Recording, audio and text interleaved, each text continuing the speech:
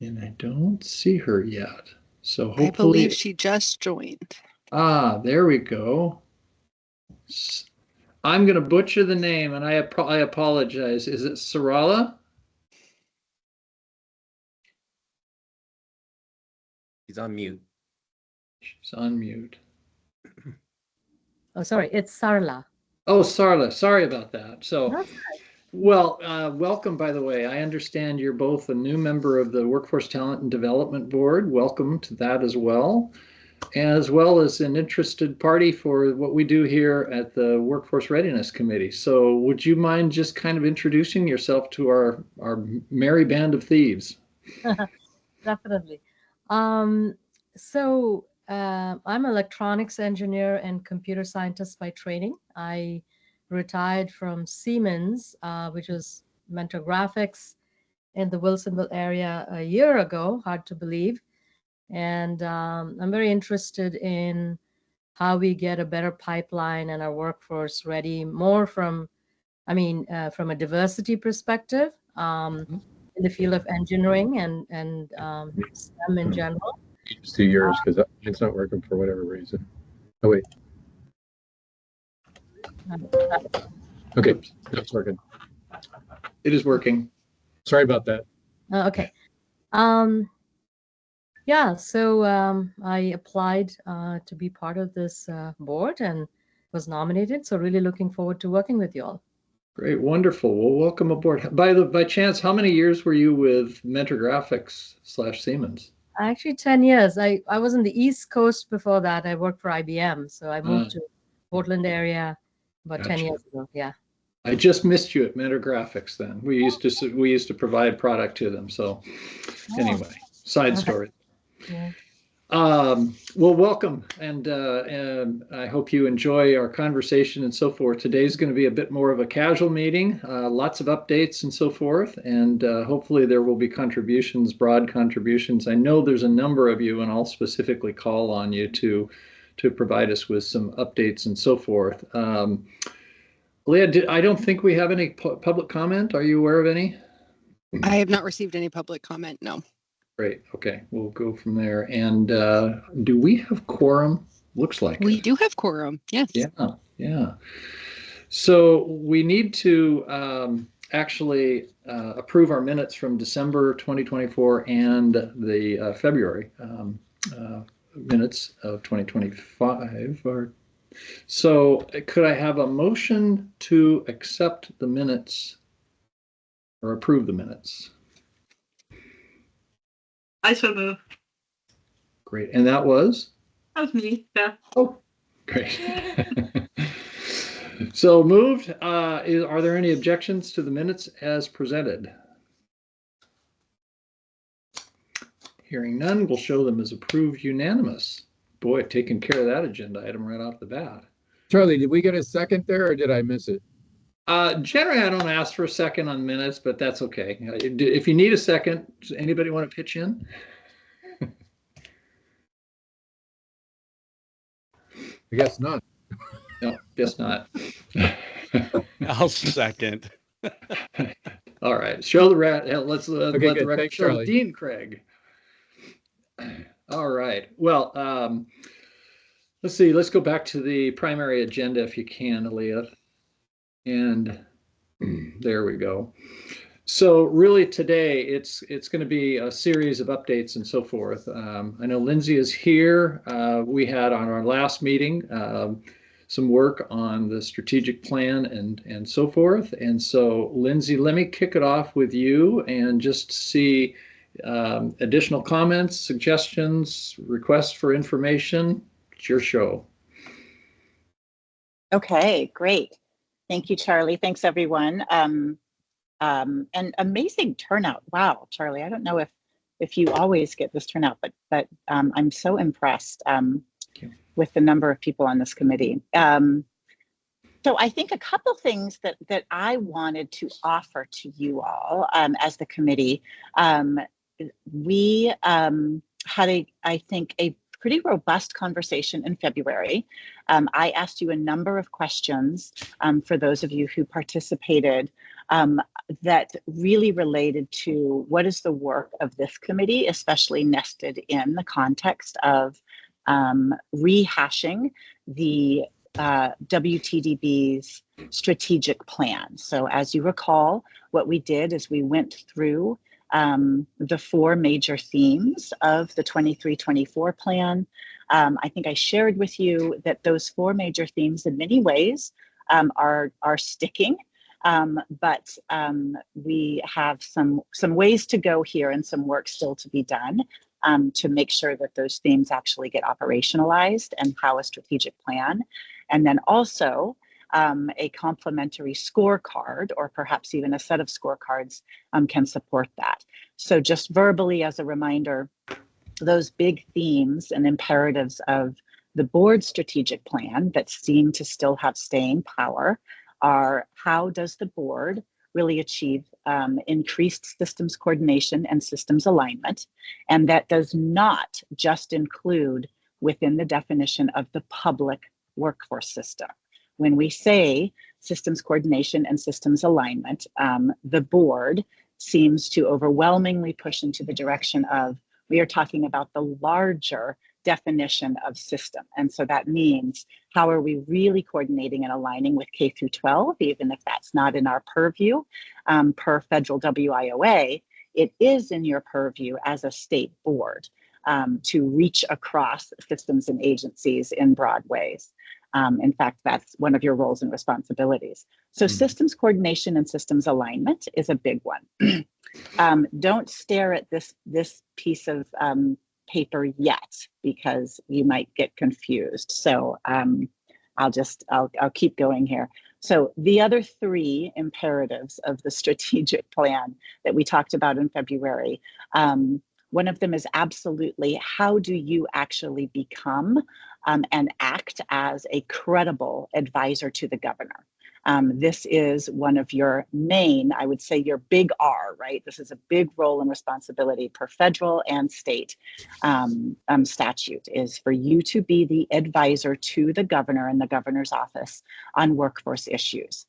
However you define those and however you prioritize and what you prioritize within those. So that's number 2. The third one is absolutely shared metrics. And so again, that hints and alludes at a scorecard, which the board broadly has talked about for a number of years. And so this is the time when we want to be able to really get to that. What scorecard, what metrics, what shared systems metrics will create and incentivize the right movements. And that goes beyond measuring traditional WIOA performance metrics like employment or employment retention, wage gain, et cetera. So let's see, we've talked systems coordination, we've talked ear of the governor, we've talked scorecard and metrics. And so the 4th imperative that still has staying power is equity. And how are we really making sure that certain populations that are historically and currently left out of opportunities to get training and education and into good jobs, how is that changed and shifted, and what is the role of the board there? So I just wanted to put that out there, that was our starting place. You spent a number of times, or a number of sorry, let me back up. A number of you spent quality time at February 5th. And now you can look at this piece of paper in front of you, this document, discussing those 4 imperatives of the board and what does that mean for the Workforce Readiness Committee.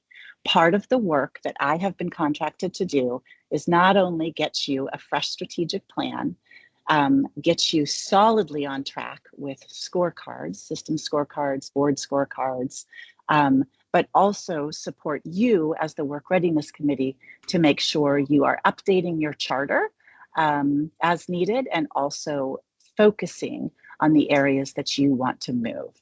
So these are some of the themes that you all discussed in February. Deb, I know you just joined. I think you called out, probably again, but I think in a great way, that Oregon is a state that does not have a Running Start program.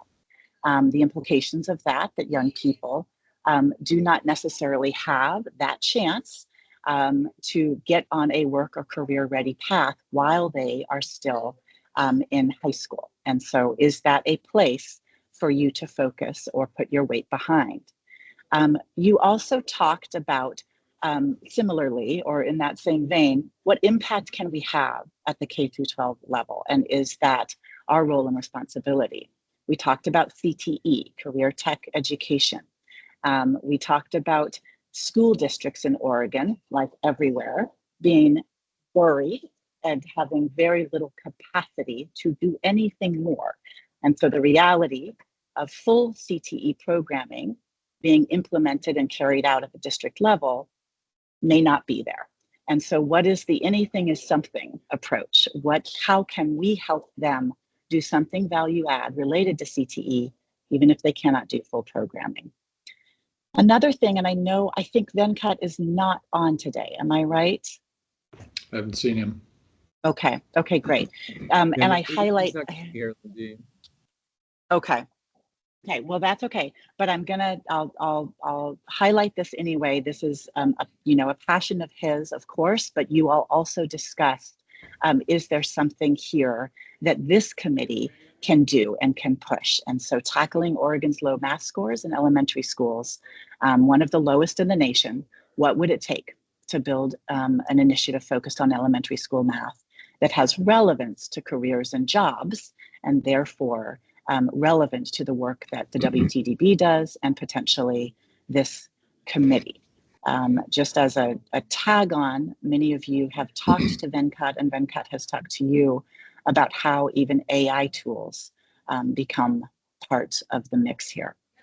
Number 3, we spent, I think, some very quality time talking about OES not quite being there yet, right? That this is something you all as a workforce committee had a very strong hand in launching and creating and designing, but the missing agency and industry leadership to really step up and stick with it, to scale it, is still a question at hand. You also talked about this might require funding to be able to track the uptake and the outcomes and then be able to scale it appropriately. And so that finally leads to number 4, which you discussed, which is no money, no projects. So what does that mean in terms of your roles and responsibilities and authority as a workforce readiness committee of the WTDB? If you do not have money, you are advisors. You are the strategy board. You are the strategy committee. And so that was put out there. It's on the table. And perhaps we can come back to that. So before I move on, but just so you know what we're moving on to, we wanted to get this to you in real time. And if it feels last minute, it's because we wanted to actually build on a retreat that happened yesterday with the executive committee of the WTDB and some select folks that were brought in because they're data gurus. And so I do want to go over the major themes that came out of the WTDB's strategic plan and scorecard retreat yesterday, and have you then have a chance to figure out how do these mix, right? So the major themes that you were discussing, and then the major themes that came out of yesterday's retreat, we want to talk implications. But before I go to that, I just want to double check with all of you if those themes from February 5th track with your own notes and your memory and any comments, or did we miss anything there?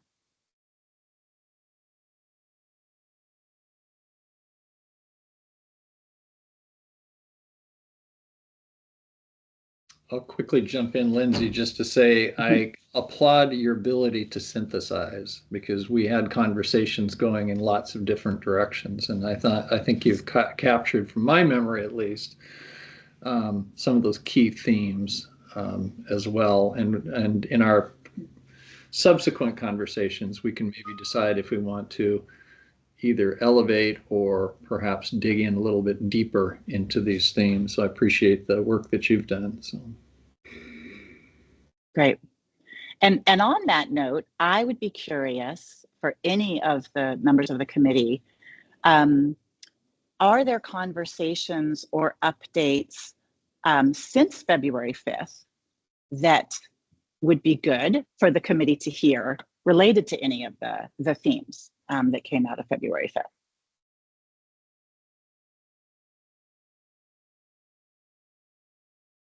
Yeah, Lindsay, I would just like to share that for related to number 3 with Oregon employability skills, that Sherry Clark is on the call with us here, and she has just started as a part-time temporary position with ODE to just focus on doing some work to really refine the employability skills work and wrap up some of the loose ends that we had, and then set a really good direction as we move forward. And Sherry can speak more to that, but I do want you to know that something's happening. Okay, that's great.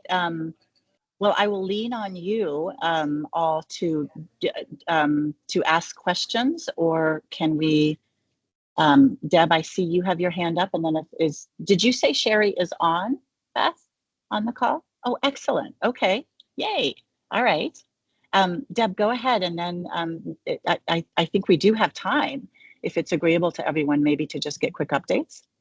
Yeah, thank you. Yay, Sherry, so glad that you're working with ODE. That's wonderful news. The only thing that I was going to add is Senate Bill 141 is, it's very light right now. If you're not tracking it, I'll put it in the chat. This is the governor's accountability bill. So it needs a lot of fleshing out. Most of this is pointed towards K-12, ODE, Oregon Department of Ed, but there may be some career readiness CCL mandates within this, so which would then scale up and kind of tie right into your points 1 and 2 and 3, everything that you have up on the screen. So I don't want to speak for the governor, but more to come on this as the legislative session progresses. Okay, great. And again, reminder everyone, Deb just put that in the chat. So grab that so you can look at it later perhaps. But Deb, to your point, more to come is just Right. not a lot of information right now on this. Do others know any other details to add? Well, not specifically on that one, but with the bills just dropping, there's a whole series of bills that are going to be relating to both employment as well as workforce, as well as CTE and so forth. So I think we've got to let the dust settle a little bit before we're going to kind of know which ones advance. So, and some are pretty dynamic. I mean, wanting to have major funding strategies for communities trying to put in CTE hubs. Not STEM hubs, but I mean, it would be like CTEC in Salem or the Willamette Career Academy. So, and I see Sherry's hand is up. She may have some info. Yeah, thank you, Charlie. I did want to, first I wanted to thank Susan and Beth Mullenkamp for really staying in there and helping me to get this position, which is a part-time position, which is what I was aiming for. And I also, I'm new this week, so there's not much that I can say that probably is necessarily true. Okay. But I had a great conversation with Maggie this morning, and it was very energetic. I think we stayed on longer than we intended to because she became very, very passionate about this work. I do feel like it was probably the first time that anyone had taken her really through OES. We got into the website, we started looking.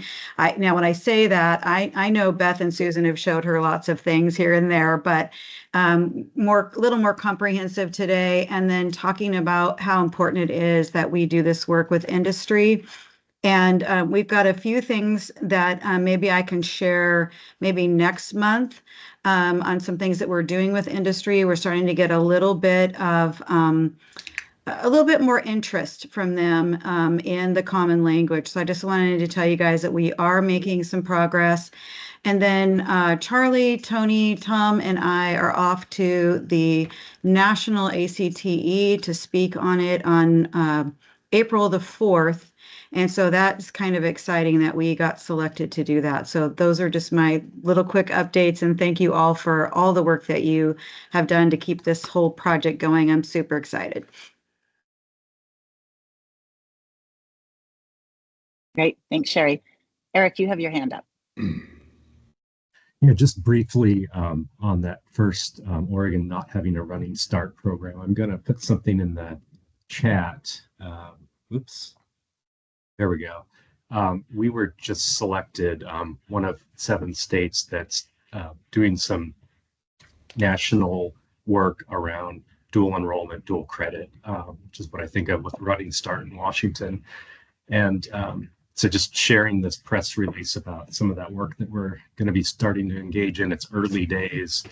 We'll be doing this for a couple of years. Heck, in ODE in partnership, we'll be looking to potentially bring on an advisory group with this work as well. So just on the Running Start theme, wanted to share that out, and also offer to come and present to this group at a later date more about that work.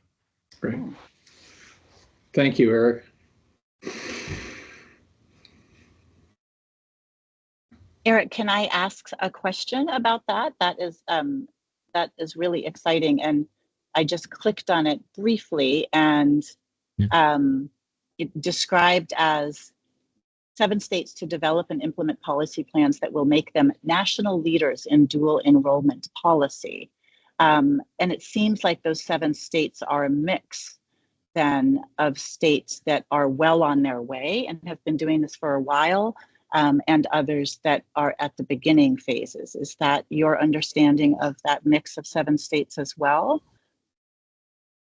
Well, I had to miss the initial convening with all the states, so I would be a little bit making some assumptions about the other states, I think. But I think we all have some level of early college credit programming available. So I think there's probably different levels, and in different places, but yeah, and just very, very different systems, I think, exist in this space from state to state.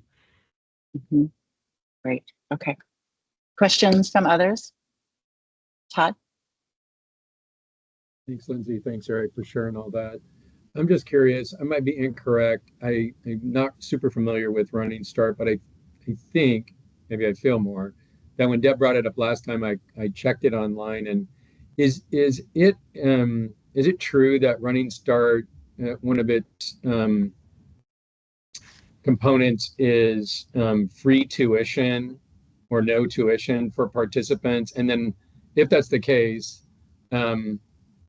is the work that you just shared with us, Eric, also similar in that it has a component of reduced or no tuition for students? Yeah, I mean, Oregon's a bit of a patchwork quilt, so there are certainly opportunities depending on the community college, for example, or universities operate in this sort of partnership space as well. It's not the same across the state. There are opportunities for students to go tuition free, but it really depends on where they're located and who that local community college is, or which university opportunities are operating in the high school. So we have a bit of a patchwork quilt, like I said. Thank you, Eric. Well stated on patchwork quilt versus maverick communities.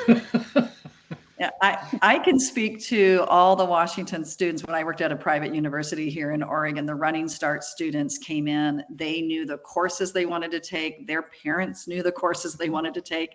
They graduated with a bachelor's degree in 2 years at age 20, half the debt of compared to our Oregon students whose parents and students didn't even know what their degree options, let alone having had any conversations. This was a decade ago about what they wanted to do.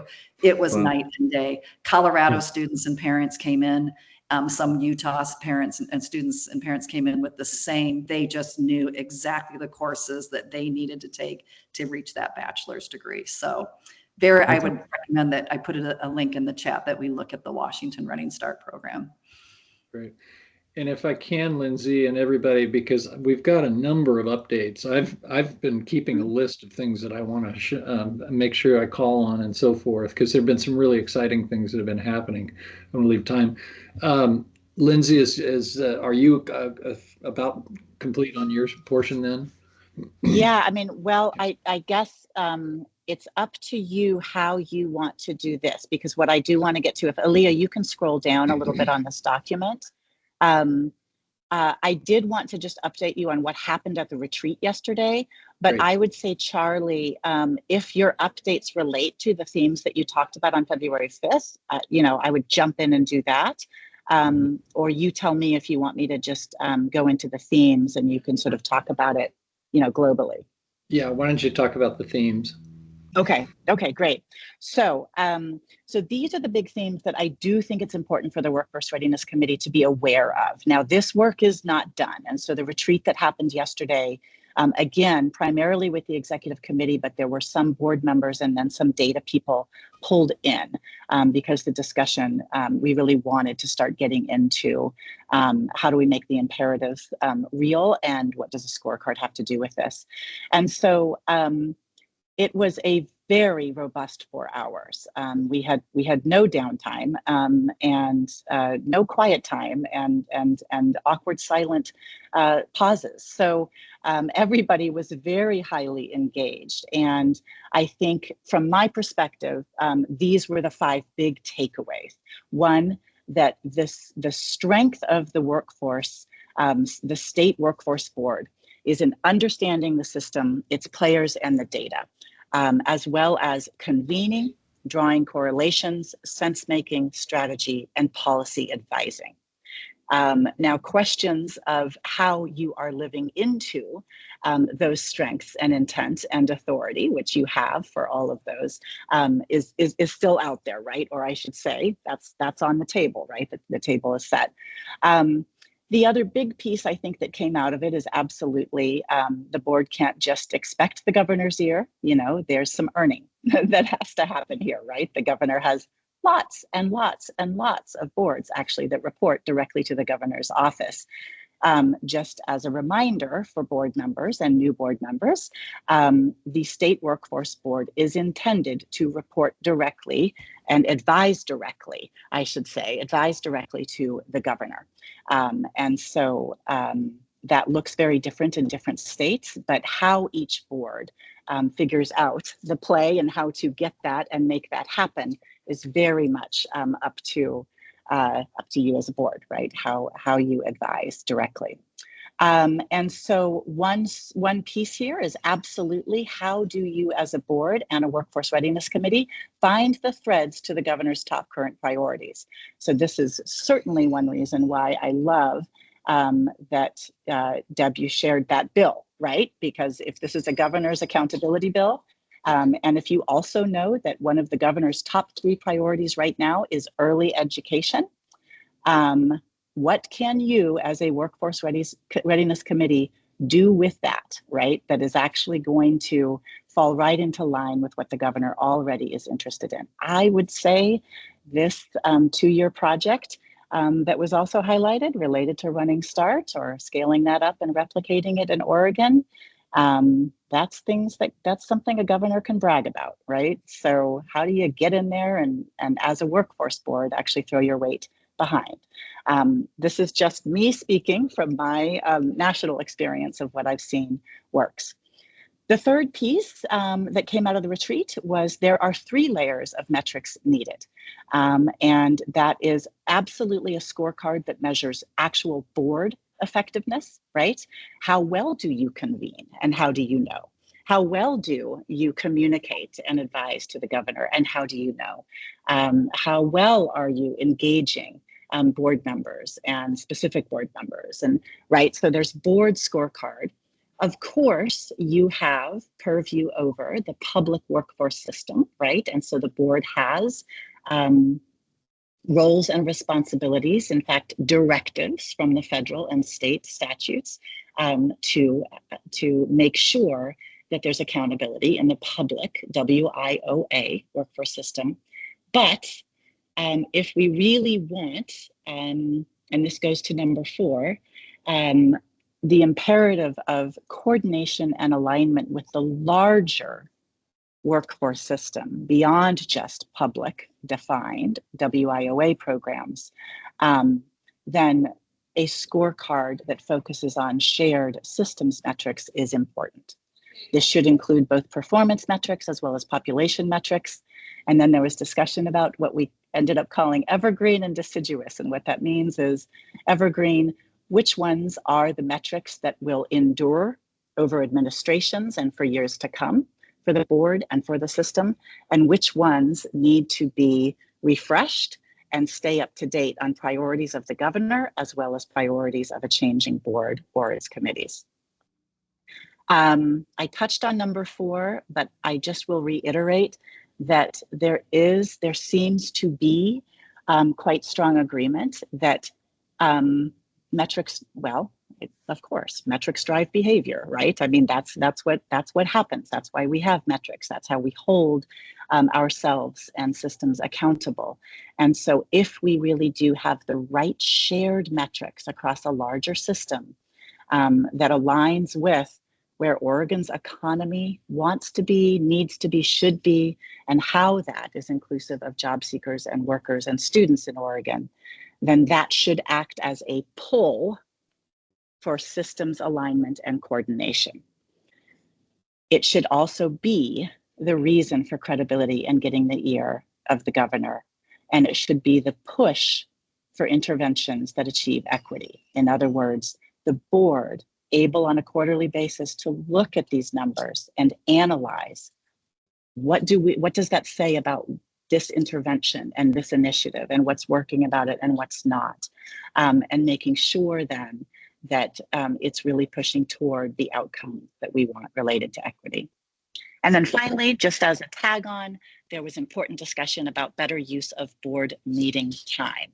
And again, that touches on what I just said, right? How do you really turn these board meetings into strategy sessions and into opportunities where you, as an incredibly diverse group of experts in your own right, can come together and analyze and strategize and advise.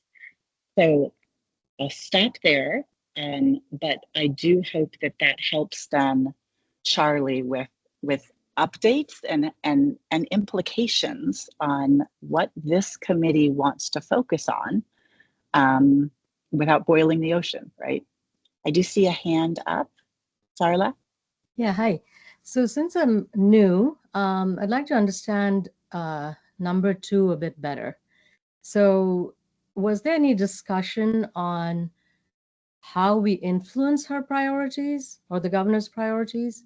Because, early education is great, but as we just discussed, the section before, the things that many of us are wanting to do go much beyond that, right?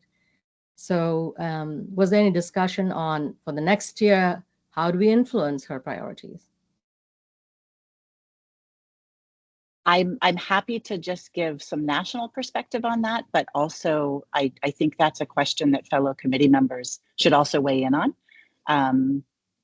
Quickly, just national perspective, what I see effective state boards doing across the country is it has to be a bit of both. A governor is going to set a governor's priorities, right? But you as a workforce board that is intended to advise, bring information, and in many ways act as a navigator of a complex web of relationships and systems on behalf of the governor's office, potentially have a lot of influence on how a governor gets those priorities accomplished. And so that is where a state board has to start aligning with the existing priorities in a way that also get your priorities either subsumed in an effective way, right? Or front and center, because you know the data, you know the players, you know the systems to really get something done. And perhaps I would add some of the floodgate issues. Like Venkat would say, you can do all you want with early education, but if we're not tackling 4th grade numeracy in an effective way, the downstream implications are huge on our economy and our workforce. I'm channeling Venkat right now, just as an example. Yeah, I know. Venkat, Deb, and I have lots of discussions. Okay, thank you. Good. Good. Yeah. Yep. So I'll stop there, but I would love committee members to weigh in. So I think to provide everybody ample ability to be able to kind of digest this information, we should likely try to figure out whether we will keep a meeting in our future and then perhaps refocus it in on this conversation, or whether we do something different. I think we need to I was trying to figure out when our next meeting is, and it's the 2nd of April. And so if everybody would that work, Todd, to do kind of a work session in regard to this? I like your idea on a work session. My perspective is from the last meeting and this meeting, that it's felt, and I've thought that the time is a bit of a constraint. So we can use for sure the April meeting. That said, it's an hour long, and I'm not sure what Lindsay's schedule is, and I'm not sure what Lindsay's thoughts are yet in terms of how much more time you think, Lindsay, we'd need to drive to the revised charter deliverable that we have in the contract. So I guess I'd toss it your way. I know that's kind of putting you on the spot and may not know yet, but love to hear what you think thus far. So I just looked, April 2nd I could do. And if we want to designate that a full 1 hour work session, I think that's a great idea. I think it could mesh quite well, simply because the executive committee of the board will have had 2 virtual planning sessions that are digging far deeper, especially on the scorecard side. I think what I would just invite you all to consider as a committee is how do these themes that are not likely to change, right? How do they affect your potential areas of focus?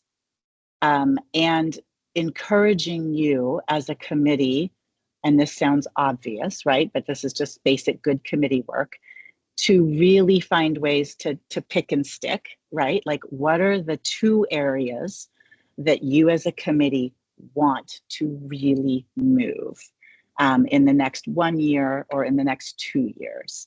And then again, how do these themes from the retreat support you in that work, or how do you leverage these themes? I think is just something to be pondering, perhaps between now and then. Yeah, that's great. That's great guidance, I think. And so I've been writing down notes as we do that. If it works for the other people's schedules, we could potentially extend out that 1 hour session to a slightly larger session, work maybe into the noon hour, and everybody could bring their brown bag and we could all be munching, eating, and working together. So let's maybe chat about that. And so we may have an update to the April 2nd meeting as far as the amount of time. And we'll try to capture as many as possible, because getting back, Lindsay, to your comment, I've been thrilled with the number of people that have participated in this conversation, and I think it's been because we really are focused on action. I mean, it's not just policy, it's not just strategy. It's really trying to figure out how we can make a difference in that infrastructure. And so, the other part is that we have such a wonderful breadth of representation in this call, and that's remained the same. And it's been consistent going through from higher ed to community college to HEC to ODE to OED and so forth. And so I think all of those voices are what the WTDB should be about. It's really that larger piece. And so I'd love to have as many people. If there are no objections, I'll get together with Todd and Tom, and we'll see if we can put together that next meeting as quickly as possible. But the homework would be literally looking again at our charter for all members, looking at our charter, and then looking at this document that you've shared here, and then individually kind of looking at that and seeing where they either mesh or they don't mesh, or what might be expanded, contracted. I like Lindsay's suggestion that we try to pick out maybe 2 areas of those key elements, and we work from there. So, and there's lots of work to be done, and we'll talk about some of that here in just a second. So, can we wrap this up then? Are we good? Yep, Can I ask that's it. one That's it last for me. question, just to maybe protect time? If Lindsay in particular, and Charlie and Tom as well, you think that it might be prudent to go longer than just the hour, what Aaliyah and I could do is we could extend that April meeting by either 30 minutes or 60 minutes and just send that out to everybody as a revision to the time. And then we'll have a placeholder. And then if, as many folks that are interested and can make it and don't have conflicts can stick around from the regular 60 minutes, we already have apportioned. That would be great. And we got the time saved. Does that seem reasonable? Yeah, great idea. Okay, we'll do that. Perfect. Thank you. All right. So there's a couple, definitely people on the line that I want to give talk time to. I'm going to urge you, it's 11:43, and I want to try to stay close to the 12 o'clock time period. So if you can, try to keep your blocks as crisp as you possibly can. And I'm not going to be rude, but I'm going to play an Ann Mercer role, and you may see me going like this on your screen. So if you see me doing the time thing, let's be careful. So let me start out. Deb, I know you had some things you wanted to update and so forth for us. Well, I was tasked I think back in November, Todd, I don't remember when you asked me to lead a career readiness definition work group across K-12 and post-secondary. So we have a lot of documents in place, met with the wonderful ODE team. I think there was 7 of them on the call yesterday. So all I want to understand is we can put that work on hold until after the WRC strategy is set under the WTDB strategic plan, or do we need to move something forward between now and April 2nd? So just trying to understand the timing and sequence. And maybe that's a question for Lindsay. I don't know. I would say keep moving. I mean, Yeah, I that's what think I was you gonna as say. the work readiness committee, this is your work. And part of, prioritizing what you're going to focus on and what you're going to do should be then meshed into, the overall strategy of the board. So Okay. I would not stop the work. It captures the running start, the K-12, your first 3 under R, and then the OES. It can encapsulate all of those 3. So, all right. Thanks for clarity on that. Great. All right. Sherry, how about let's get some updates from you. And I know you can have like 3 million of them because you and I tend to update a lot. Yeah, and I'll keep it short. We have an opportunity to add some connectivity with an expo that's going to happen here at Chemeketa with our industry partners, all picking one of the Oregon employability skills and identifying what's important to them, and then having conversations with students. I'm going to leave it there for you, just because my main point is to let you know that we have some opportunities where we're going to be able to bring some of this work full circle and keep stuff going. And then Charlie and I met with Oregon Employment Department. We're still working on that project and going well. It's just a process. They're very excited to think about how they can use Oregon employability skills. And I think I'll just leave it there, Charlie. Is that okay? Yeah, I think that's fine. You covered the ACTE National, which I think is tremendous. So I think that also coincides with the conversation that we had that Sherry Dunn and I had with the HEC commissioners And we really talked about more of a national attention we're garnering through this process. I'll just add to that by saying, in regard to national attention, I'm not sure how many actually received notice, but the Team Oregon Build has received the national award for outstanding program for development of youth and so forth. And it's a really, really wonderful honor. And my hat is certainly off to Jimmy Taylor. I mean, I've literally known Jim since he was a kid, and it just warms my heart to see the leadership and what that program is doing. When I talked to somebody yesterday about the program, it's one of those that also, when you see it combined with OES, and I'm going to go to Tony Frazier here in a moment to talk more about that. But when you combine it with OES, it will literally bring you to tears when you are in the middle of that program. I mean, if you are not emotionally charged by those conversations, you've got a harder shell than I do. So anyway, congratulations to Team Oregon Build, and Sherry, I know you've worked religiously with that program. Speaking of which, Tony Frazier. Tony, you've had a lot of things going on. You had some conversations, last Friday in regard to the Salem community, and bring us up to speed.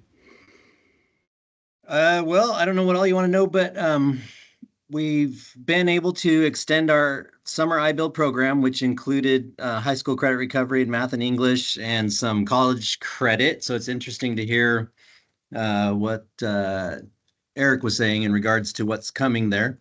Mm-hmm. Anyway, we're at a stage now where we're trying to find the right partner to keep this thing moving forward. Our charge, so I don't know if everybody knows, but we did get funding from the Mountain West Center for Community Excellence. It was fairly significant. It allows us to keep our 2 trainers for another year and our rental of the space where we teach the students how to build, and we currently are building more units for Church at the Park here in Salem for their to expand their beds for their housing camp areas. Anyway, so the kids are involved in that, and then at this stage we are included in the program, of course, is the OES and the construction trade skills. We're trying to work more closely with SKPS to be able to more quickly transfer earned credit through to the student records. We did that in the summertime through Chemeketa Community College. It worked really well. They put our qualified staff on as unpaid staff, and that allowed us to pass their credit through to the high schools. So at the stage we're at now, we've been charged by the funder to figure out how to scale. And the number that we're looking at would be somewhere in the neighborhood of 150 to 200 kids a year in terms of serving a particular demographic that doesn't readily have access to this type of skills training. And by that, I mean that if you apply at CTEC or Willamette Career Academy, you have to be on track to graduate, which begs the question, what about the other kids?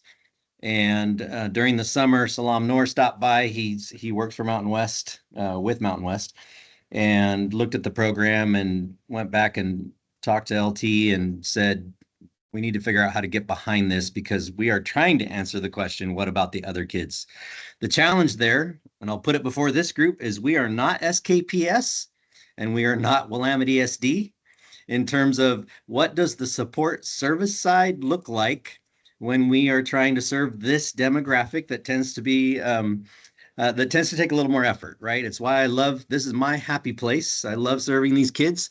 They're hard to motivate. They're hard to get off the couch. They're hard to keep engaged. But once you get them aligned and moving forward, OMG, yeah, I know I don't have time to tell you stories that'll make you cry, but I could.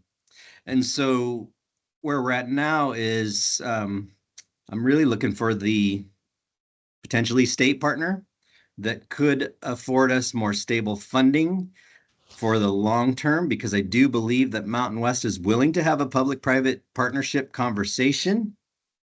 And I believe that if we were to secure some more solid funding, that Mountain West would strongly consider a permanent place to continue to do this work. What else do you want to know, Charlie?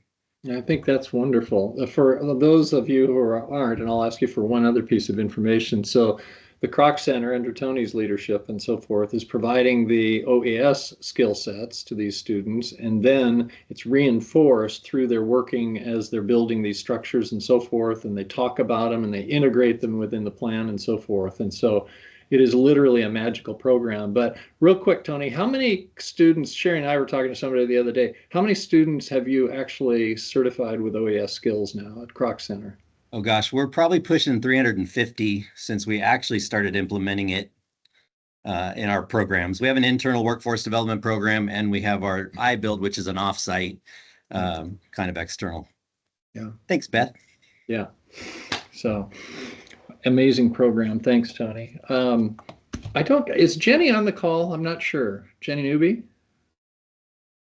Because she's been a great partner through the community college side, and she has now, I understand, has switched over to ODE and potentially in grant writing, if I understand from what we've talked about. And Sherry, I think you helped me update on that as well. I just wanted to say, Jenny, I hopefully is still with us within this process and remains a strong partner.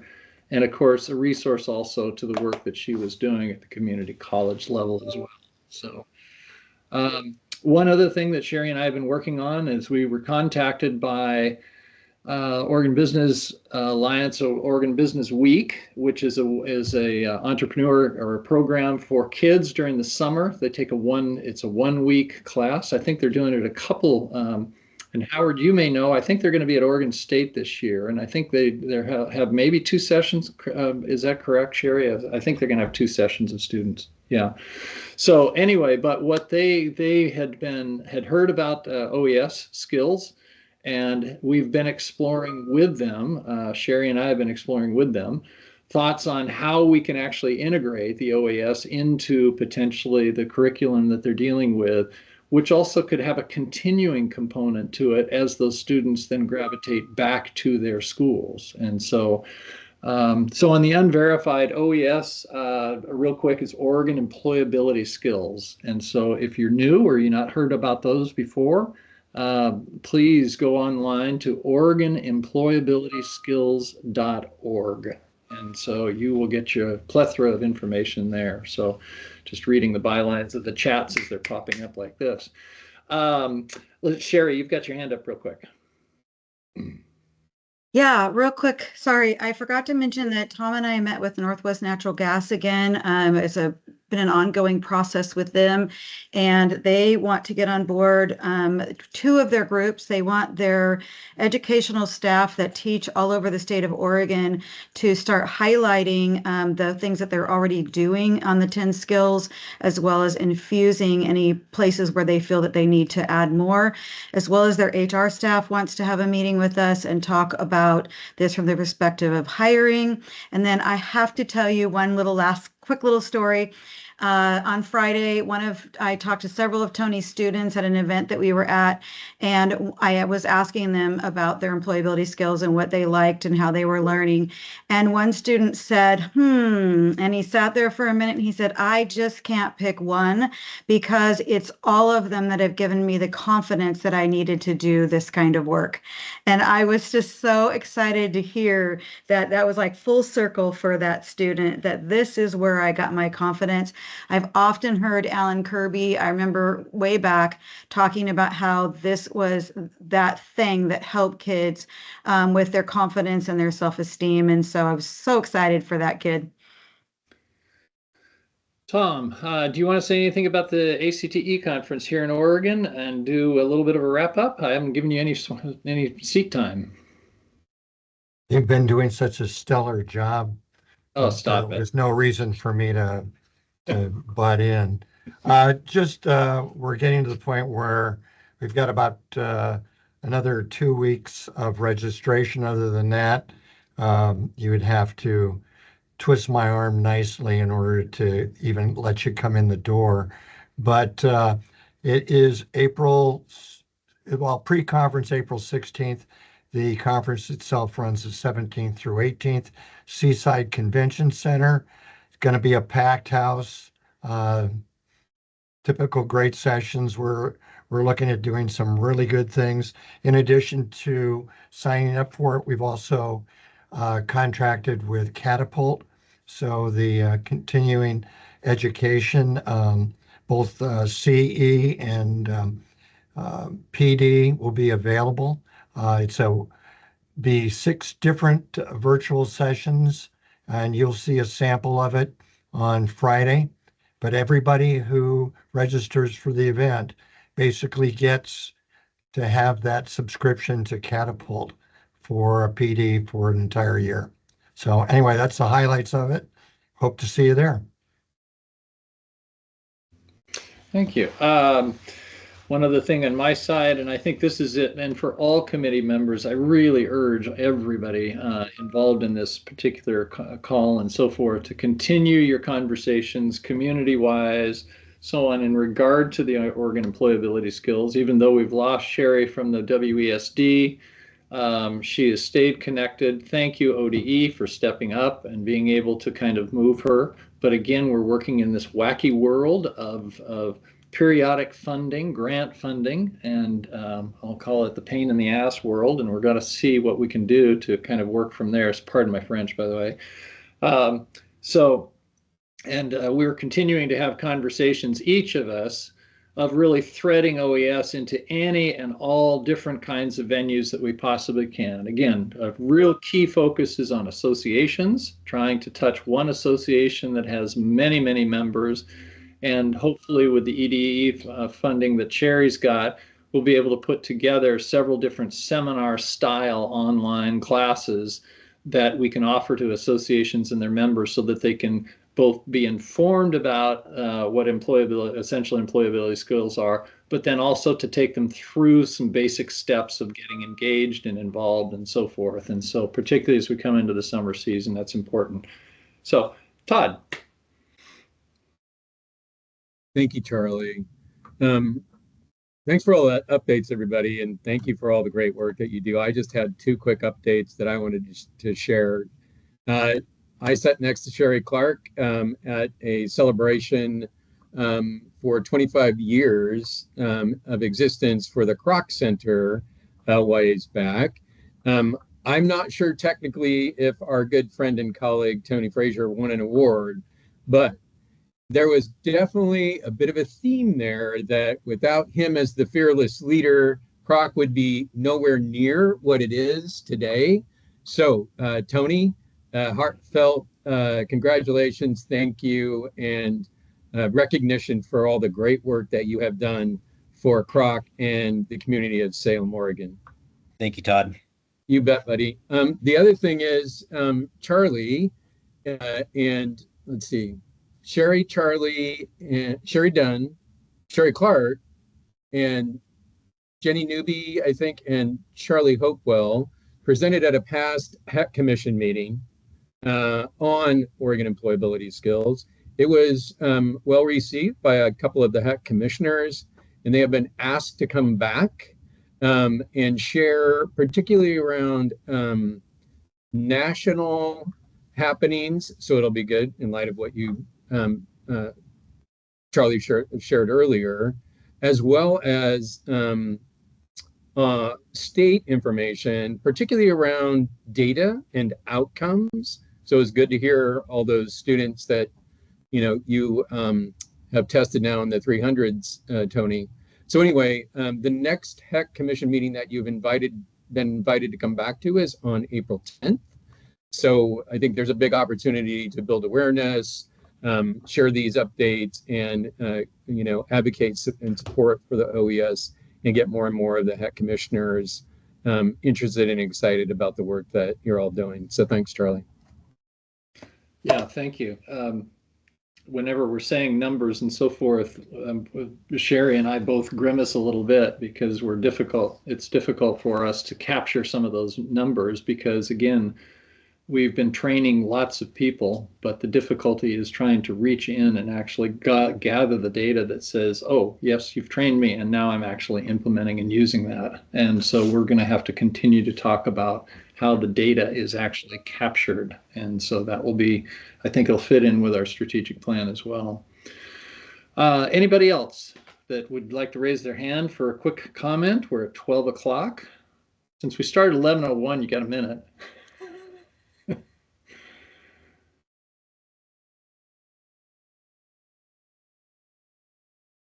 As a co-chair of this committee, I remain committed and passionate about its survival and moved forward. And I think we have an amazing group of people. I'd love to be able to see the higher ed community participating with us even more and trying to figure out ways that we may be able to impact that community with employability skills. Howard and others have certainly talked about the fact that we've got college graduates that have amazing technical skills, but they're not surviving in the workplace because they don't have the foundational material. So I will leave you all with the continuing theme of without a strong foundation, thy house shall not stand. So remember that, and we can move more on these skills. Anything else for the good of the order? Thank you all so much. We are adjourned. Way to go, Charlie. Tony. Thanks, Thank everybody. you.